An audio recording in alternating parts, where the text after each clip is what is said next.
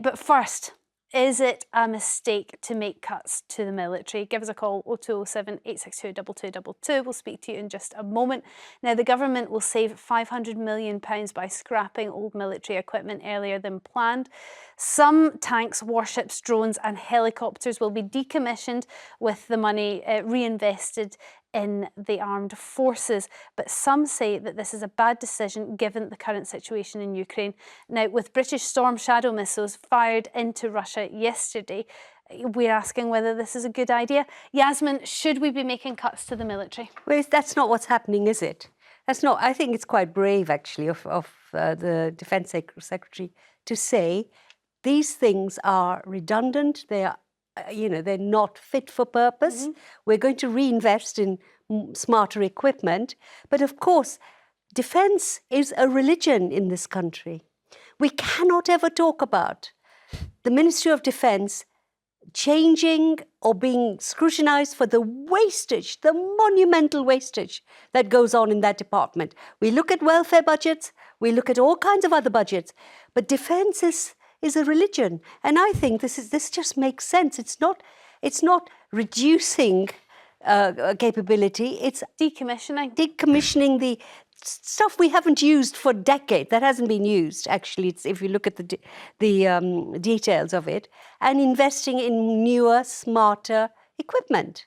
Is that what we're doing, Christian? Or do you think we're taking a step back from the traditional defence that we recognise? Well, what I'd say is it absolutely would be a massive mistake to cut the defence budget. And, I think there's certainly a cross-party consensus that it needs to be increased. Now, no one could agree on how or when, but it does need to go up to at least 2.5, if not 3% of GDP.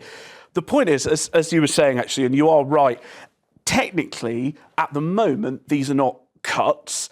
The government, there are two of these ships. I was writing about this yesterday in the paper.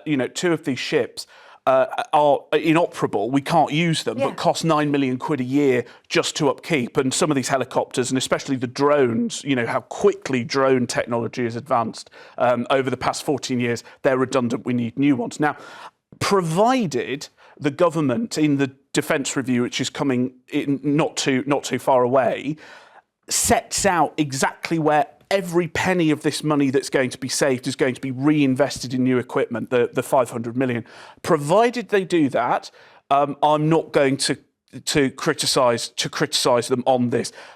Am I confident they will reinvest every penny? No, I'm not, because the government needs to penny pinch from somewhere, and I think they're thinking, we'll say we'll reinvest it, but actually, if in a couple of months we come back and we're only reinvesting half of it, 250 million, we'll save the rest, we'll put it towards one of our pet projects, then they'll be open to criticism. But at the moment, it clearly makes sense to decommission redundant equipment. OK, let's say they're going to decommission these ships, but they're not going to reinvest that money into new ships. What they're going to do is they're going to reinvest that money and pay tech-savvy youngsters to work on electronically doing things with computers and drones and all this sort of new wave of warfare. Would you be comfortable with that, or do you still want to have the helicopters and the ships and the tanks? Well, I think what the war in Ukraine has told us, that for years we were told that the era of tank warfare was over, that it was all going to be about drones, that traditional ways of waging war with a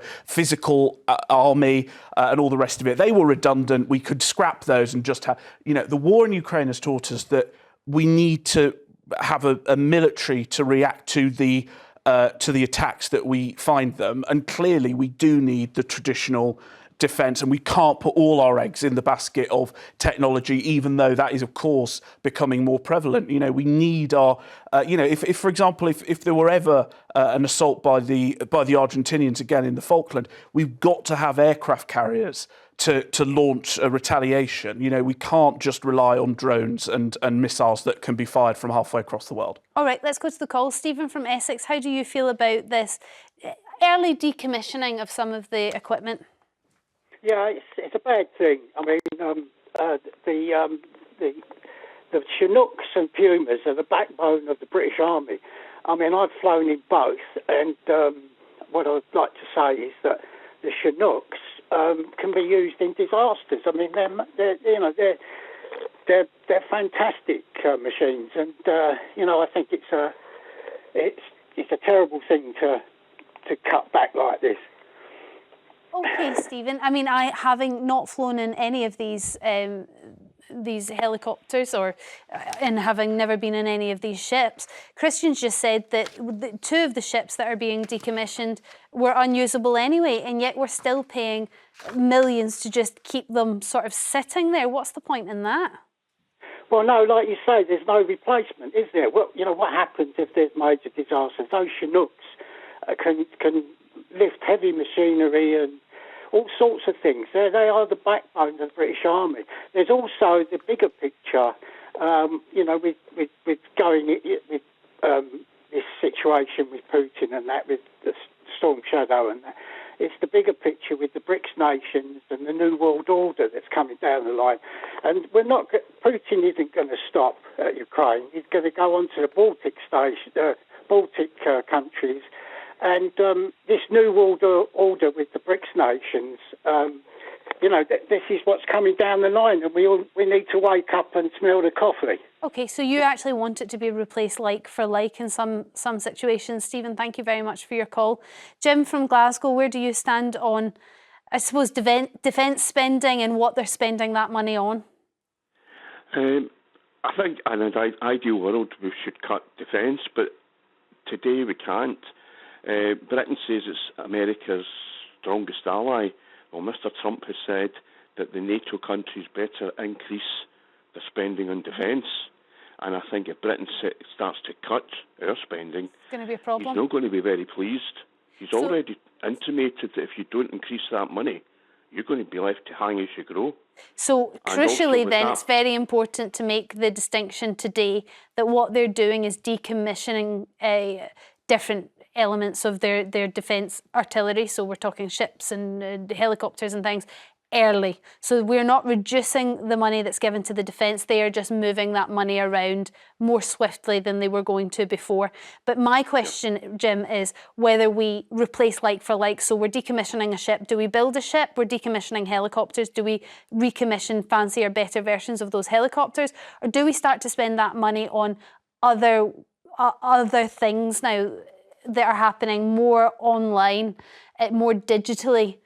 Because Russia may not attack in the way that we think. Russia may decide to do it a different way, interfering with rail systems, interfering with the NHS computer systems. All those things would have a huge impact. And are we capable of and prepared to defend ourselves against those sorts of attacks? I think what's happening is you have to realise that you still need boots on the ground. Okay. And if you do not reinvest in the actual material of war, that man in Moscow is going to take exactly the idea that, hey, I can start pushing them about. When it comes to cyber attacks, etc., yeah, I think we have to get on top of that. I can't believe that the Western world, with all its technology and the huge high-tech companies that are in Silicon Valley in America, have not worked out a way to somehow try and stop Russia from interfering with things like the NHS computers. I mean, it's way above my head, but yes, you would be hoping they'd be investing in that as well. Well, I would imagine that the brains are there to do it, but you still need. Hope so. If you're getting rid of things, you still need helicopters. We're still going to need planes. We're still going to need coast guards. Mm-hmm. We're still going to need submarines. Yep, Jim, I hear you. You want to invest in the traditional artillery involved in traditional warfare too. Jim, thank you very much for your call.